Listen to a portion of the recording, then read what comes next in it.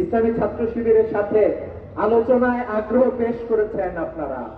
আমরা বলতে চাই, বাংলাদেশের শিক্ষা প্রতিষ্ঠানের স্বার্থে, শিক্ষার্থীদের স্বার্থে, আমাদের প্রজন্মের স্বার্থে ইসলামী ছাত্র শিবির যে কোনো সময় সংলাপে বসতে প্রস্তুত আছে।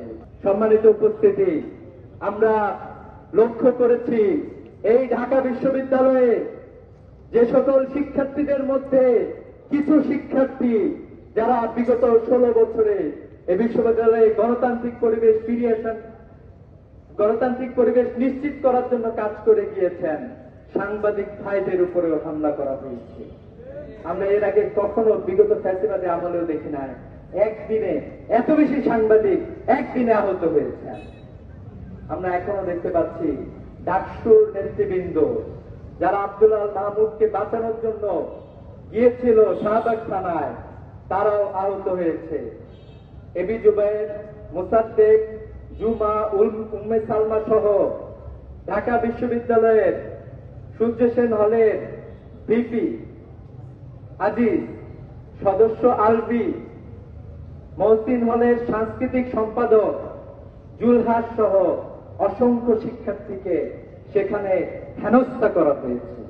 জুলাইয়ের পরে আমরা বলেছিলাম আমাদের ক্যাম্পাসে এরকম হেনস্থার দিন শেষ হয়ে গিয়েছে। অতীতে আমরা দেখেছি গেস্টরুম গণরুমে ফার্স্ট ইয়ারের জন্য একটা আতঙ্কের পরিবেশ তৈরি করা হয়েছে।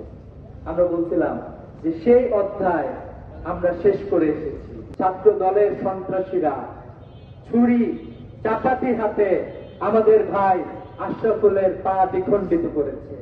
আশরাফুল এখনো হাসপাতালের বেডে কাতরাচ্ছে, একটা অপারেশন হবে আরো দুই দিন পরে। এরকম যেই সন্ত্রাসীরা তাদের উপরে হামলা চালালো, এখন পর্যন্ত তাদের কাউকে গ্রেফতার করা হয় না। আমি ছাত্র দলের ঢাকা বিশ্ববিদ্যালয়ের সভাপতির নেতৃত্বে আমরা দেখেছি শাহবাগ থানায় হামলা করা হয়েছে।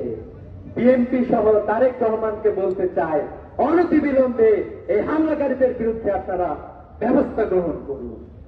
আজকে ছাত্র দলের সভাপতি সহ সেক্রেটারি তারা মাপ চেয়েছেন যে বিশ্ববিদ্যালয়ের কিছু শিক্ষার্থীর উপরে তারা মব ক্রিয়েট করেছেন।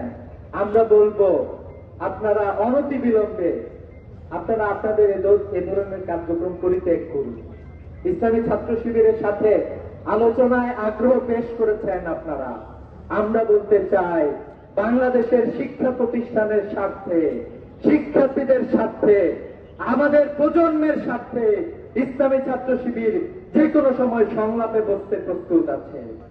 ইসলামী ছাত্র শিবির সবাইকে আহ্বান জানায়, আসেন, আমরা তো সেই প্রজন্ম যাদের হাত ধরে জুলাই বিপ্লব সংঘটিত হয়েছে। ছাত্রদের নেতৃত্বে দশকের সেই নোংরা রাজনীতিতে আপনারা ফিরে যেতে চান। অতএব আমরা আজকের এই সমাবেশ থেকে আমরা এই দাবি জানাতে চাই, শিক্ষার্থীদেরকে বলতে চাই, ইসলামী ছাত্র শিবির আপনাদের সাথেই আছে। আপনাদের যে কোনো প্রয়োজনে ইসলামী ছাত্র শিবির আন্দোলনের ডাক দিতে প্রস্তুত আছে। আমরা এটা বিশ্বাস করি, আমরা শিক্ষার্থীদেরকে আমাদের সাথে পাবো ইনশাআল্লাহ। এবং শিক্ষার্থীদের নিয়ে যদি বাংলাদেশে আবারও কখনো দুর্যোগ নেমে আসে, ইসলামী ছাত্র শিবির শিক্ষার্থীদের নিয়ে প্রতিরোধ গড়ে তোলার জন্য প্রস্তুত আছে ইনশাআল্লাহ। সম্মানিত উপস্থিতি, আমরা একটি সুন্দর বাংলাদেশের প্রত্যাশী।